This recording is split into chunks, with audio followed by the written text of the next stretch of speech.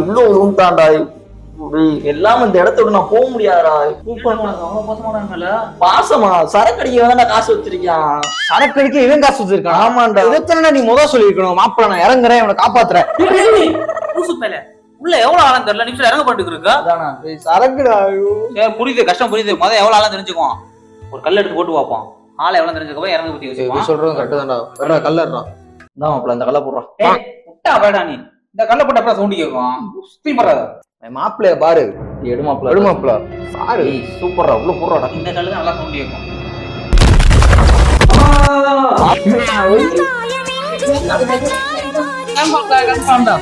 மாப்பிள அப்படின்னா நான் போய் பார் எங்க இருக்குன்னு பார்த்து வந்துடுறேன்.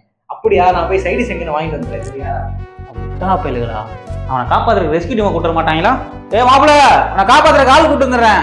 இந்த தரை காசை கூட கொஞ்சம் பத்திரமா வச்சுறேன்.